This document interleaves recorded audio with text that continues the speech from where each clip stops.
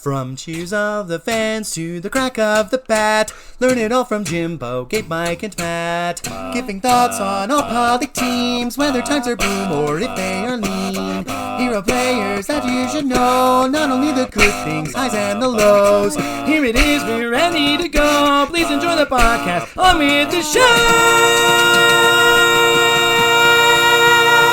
Good morning, good evening, and good everything in between, and welcome to the podcast. We are a week or a bit into the interleague season. I'm your host, Jim Obernicki, and I'm joined as always by Mr. Gabe Lerman. How you doing, Gabe?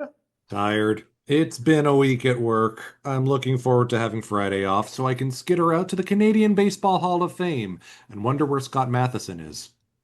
Ooh, that'll be nice. And we're joined as well by Mr. Michael Beasley. How you doing, Mike? Equally as tired, but I have the day off tomorrow, so it's a nice reprieve there. Well, there you go. And I get no days off because that's the no rest for the wicked, as they say. But let's jump right into today's top story. Gabe, what do you have for us this week on the pod? 3 top stories, actually. I had to lead with this one because your major league team would never do this. This is how cool it is to be a Pacific League fan. Pacific League TV is running a lottery for subscribers and anyone who has a free account, where 20,000 lucky fans will each get a pair of tickets to 6 games in the second half of the season, 1 for each team in the league. That is 12 free tickets for 20,000 fans. A Japanese phone number is required. It's intended for Japanese fans, but there's nothing explicitly preventing foreign fans from entering. One thing to note, you won't be able to resell the tickets, so if you do win, you gotta plan a trip to Japan. Like, that's in the cards. You gotta do this. And if you do miss out on winning the lottery, hey, ticketsinjapan.com, it's the Pacific League's preferred English language ticket partner. You can always buy your tickets there. Unfortunately, we three, as arm's length people involved with Pacific League TV, we can't compete. We got to pay for our tickets like the regular folks. May MVPs are in. Both of them are Lions. Pitcher Tatsuya Imai wins the pitching MVP for the month of May by going 3-0 in 5 starts with a 0.97 ERA and 43 strikeouts over 37 innings. On the batter side, it's Tyler Nevin. Nevin hit 4 home runs and 17 RBI with a .292 average over 24 games. Fun fact, Nevin's the first foreign Lion batter to win a monthly MVP since Ernesto Mejia did it in April 2016. Both players will get their awards before the June 27th game at Balluna Dome against the Fighters. And I just want to chime in real quick about one thing about Tyler Nevin that I want to correct from 2 weeks ago, where I said he's not hitting that much, but he's hitting dingers. That was because I accidentally looked up his season from his last time in the American League, not how he's doing this season. So that was quite the faux pas by me. No, he's doing great. I looked up his numbers now. I'm like, oh, he's crushing it. Good for him. Let's keep it up. One more news item for the mascot lovers out there. PacificLeague.com is now running a series of articles introducing fans to the gaggle of mascots who represent the PL teams, not just the lead one. If you've noticed, Pacific League teams tend to have a male mascot, a female mascot, and possibly a third, more kiddie, younger, like nephew mascot. And it's interesting to see what each of them brings to the table. Like Leo the Lion, who represents Cebu, his special technique is backflipping. I did not know this. Clutch the Eagle for the Rakuten Eagles plays the shamisen, and he's been practicing this year and has actually done concerts in front of Rakuten Mobile Park Miyagi. Oh, that's pretty cool. Yeah, I love the mascots. Are we going to get any of the mystery fish? I want mystery fish. I need. No, unfortunately, mystery fish is long since picked over and is no longer available for work. Oh, and this week's broadcast schedule is all Pacific League hosted, so you Central League fans, get your 7-day pass and tune in. Yeah, we need to check out some of those games. Need to see the Pacific League beat those Central Leaguers. And before we get into how those teams have been doing, we're going to take a quick little ad break. Take a listen. He just destroyed. I don't like how that sounds. Yo. Hey, Mike, what are you working on? Oh, hey, I'm just practicing my home run call since, I don't have one. Okay. Well, sometimes you guys take a water break and it's just me, and I figured I gotta have a home run call. Well, I'll have you know I've never taken a break in my life, actually. No, you make a good point. I'll just listen in. All right, how about this? That ball is out. No, Philadelphia has that one on lock. Can't use put it on the board. Harrelson would sue. See you later? No, they have that one too. Yeah, and that's too basic. Big fly. No. Does Joe Buck even have one? That ball has been sent to the Shadow Realm? You really want Konami on our case? Yeah, but I kind of like it though. All right, how about this? Masi, sugoi hamanentes. What about that one? Please don't debase yourself by becoming an anime sidekick. Is that a no? Guys? Where'd you go? Guys? Are you guys gonna come back? Well, I still don't have a home run goal, but Pacific League TV doesn't have any ads or blackouts when you subscribe. Stream all 6 Pacific League teams on the app or on the website. Alright, but how about destroyed? Like des, the Japanese word des, and then destroyed, like destroyed? You guys still aren't coming back? Okay. And we're back, and so now it's time for the Around the Horn segment where we take a look at every team from top to bottom in the league and see how they're doing against their Central League foes so far. And still leading the way on top of the league for our side are the Hokkaido Nippon Ham Fighters. Take it away, Gabe. They actually gained a game on the Peloton. They're now 2.5 games up on the bulk of the teams in the Pacific League postseason chase, and that's even going 3-3 over their last 6. Part of that, of course, has been the bats. Franmil Reyes put up 4 RBI and his league-leading 13th home run. He also is sitting right in front of his teammate Chusei Manami, who has 12. The two of them are also first and tied for second in the RBI leaderboard, 35 and 29 respectively. A more dynamic duo you won't find in the Pacific League. And they're doing it on pitching. Also in today's game, Takayuki Kato, the control freak, pitched 9 innings for his first complete game of the season. Here's your goofy statistic. The Hokkaido Nippon Ham Fighters alone have thrown 12 complete games. That's 4 from Shoma Kanemura, 3 from Hiromi Ito, Koki Kitayama has 2, and 1 each from Sachi Yamasaki, the aforementioned Kato, and Gulin Rueyang. That's as many as the entire MLB has so far this season. That's Japanese players are built differently, and that kind of quality and quantity pitching is why the Fighters are in the lead for the pennant. Yeah, that's crazy, man. The Fighters have been so just dynamic and great all season. It's they're going to be a hard out if they continue to make pole position throughout the league.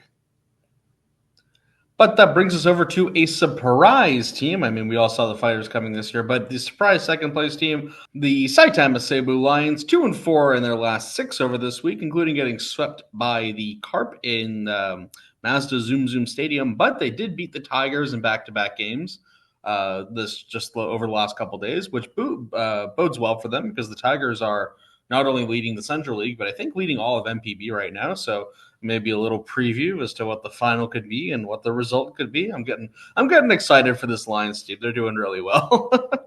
But Imai is finally over 1 ERA with a 1.3 ERA because he got smacked around a little bit. But that means the league leader is now Chihiro Sumida with 1.18. So keeping up that devastating 1-2 punch.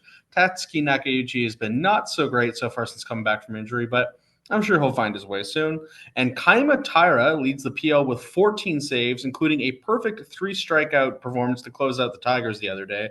It's amazing to see that he's come back from being sort of not so great as a starter to just a dynamic, incredible closer for the Lions, which was something they really missed the last couple seasons. They needed bats, they needed closing, and there he is. He's doing a great job. And this marks the 10-year anniversary of the collaboration between the Saitama Seibu Lions and their Taiwanese namesake, the Uni President 7-Eleven Lions.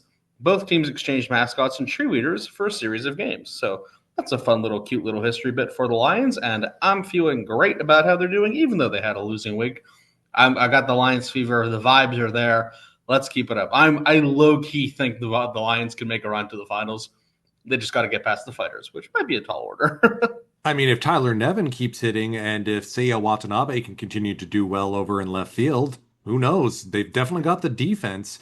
And I also think it's neat that there's more collaboration between the CPBL in Taiwan and NPB in Japan. Not just exchanging players, but exchanging cheerleaders, mascots, starting to do some namesake swapping. I wonder when the Rakuten Monkeys are going to go visit the Eagles, for example. Ooh, that'd be cool. I always liked Rakuten Monkeys. I don't know why. I just find that a fun name. And so that brings us over to our third place team, still in the playoffs, but man, it is a dogfight for that final playoff fight. The Oryx Buffaloes take it away, Gabe. 2-4 over their last five, including getting swept by the Tigers at Hanshin Koshien Stadium in a 2023 Japan Series rematch. They are ahead of the Hawks by .001 by dint of having played one fewer game and having one more tie.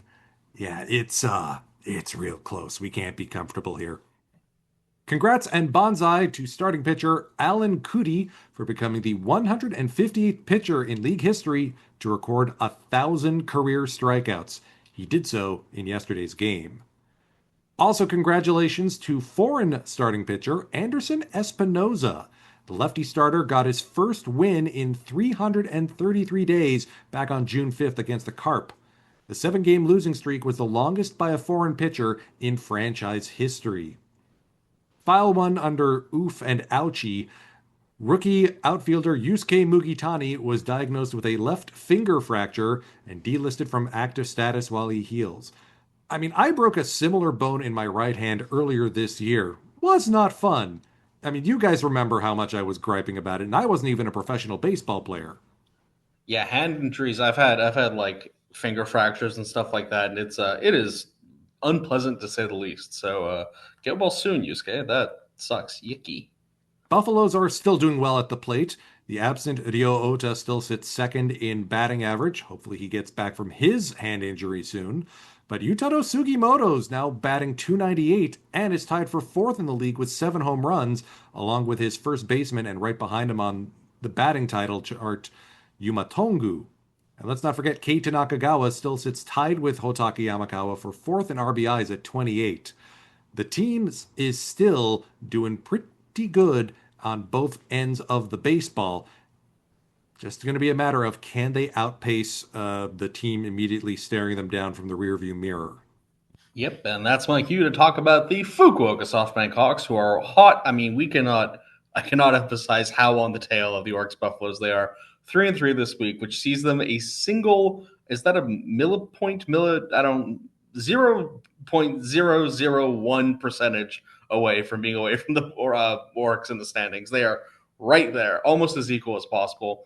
But they are 5-3 in interleague, which has them tied for first in the interleague session. So that's been very nice. Though one of those performances I just want to talk about for a little bit, because on the one hand, Levan Moinello went off the other day. It was absolutely mind-boggling to see. He had 18 strikeouts over 8 innings against the Swallows. It's a franchise record for a team that's been around forever, and it was like one of the most dominating. I caught some of that game, and it was crazy to see him just mowing them down. And I'm thinking to myself, oh, of course they're gonna win this game, and then they didn't because Roberto Osuna and company blew it, and against a very not good Swallows team, which is heartbreaking. I don't want to dwell too much on that, but man, it is brutal.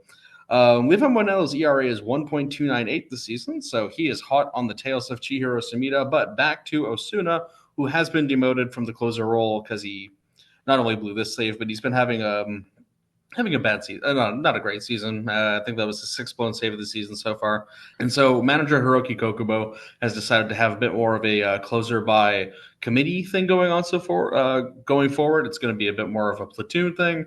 Just chalk it up to another difficulty the Hawks are having this season. But, whatever works, whatever gets wins, that's the important thing.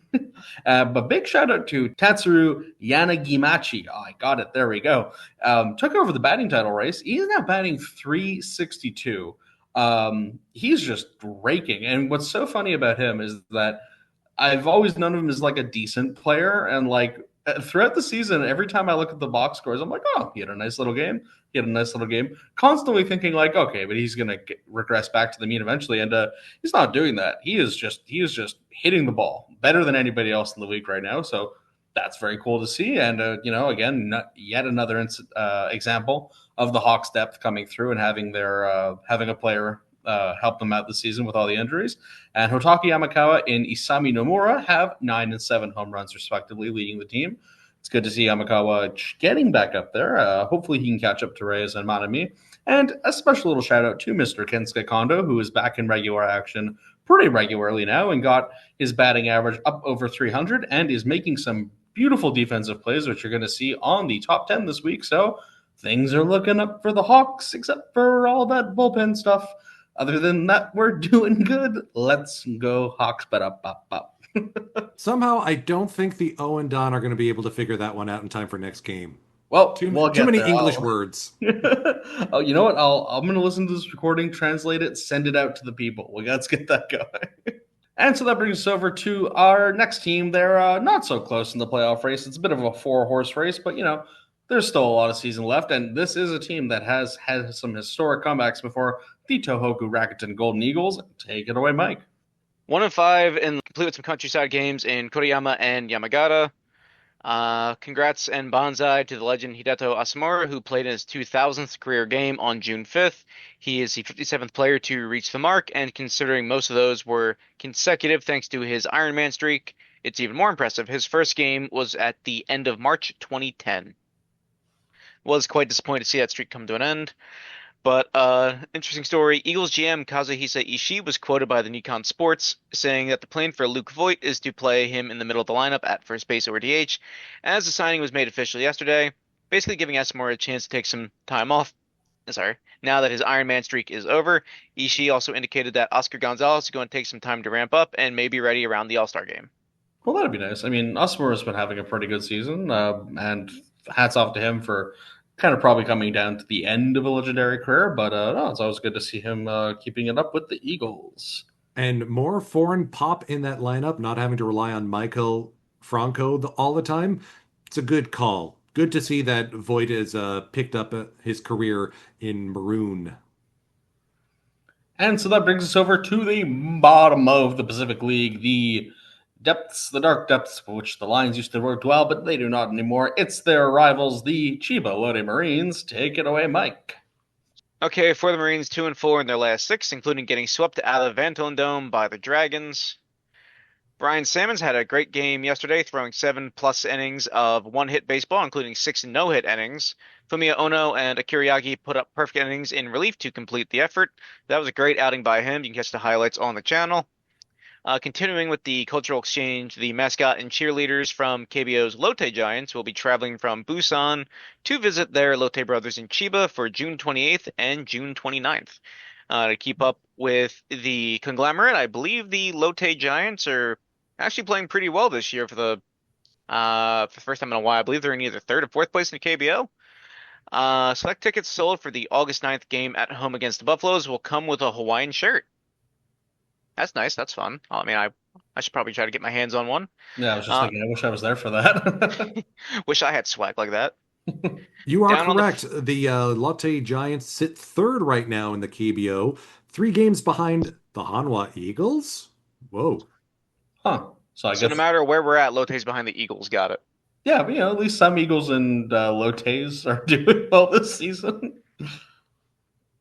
And so that brings over to the final little bit here. Our familiar faces in new places. Yusuke Kikuchi showed off his stuff on Monday, going 7 1/3 innings of one-hit ball for his second win of the season. He's got a 1.77 ERA over his last 7 starts and a 2.92 ERA over the season. Not bad. And speaking of pitchers, one Mr. Shohei Ohtani faced live batters today in his 3rd pitching session. Manager Dave Roberts says the chance of Ohtani pitching before the All-Star break is north of 0. So we could be getting back to real Ohtani hours. I mean, not to say he's not been doing great, but we're going to get to like that real stuff we used to have. Though he has cooled off a little bit this week hitting-wise, probably just focusing so much on trying to get that pitching back. And speaking of pitchers, as per usual, Mr. Kodai Senga and Yoshinobu Yamamoto have kept up their excellence so far this season, both going 6 innings and striking out 6 and 9 batters each respectively, while only allowing a handful of hits apiece. And yeah, I think the NL Cy Young Award is going to basically come down to them, though. I mean, oh, right, there's also Paul Skeens, right? a bit of a wrench in that plan. But it's great to see so many Pacific leaguers doing so well. I can't wait to see Yamamoto pitch again. I hope he is as good as he used to be, and if Sasaki can also get his stuff back, it'd be quite the triple-headed monster the Dodgers have there. So that will be scary. Future Fukuoka SoftBank Hawk, Paul Skeens. What I would give, the things I would give. My ligaments. Future my joints. Fukuoka SoftBank Hawk rookie Sasaki. Hot take. And I know we keep overlooking Yusei Kikuchi. I wanted to give him a shout out because he has been pitching incredibly for the Angels. The problem is it's the Angels. Yeah, and as a result, not as much media attention, not as many wins to go around.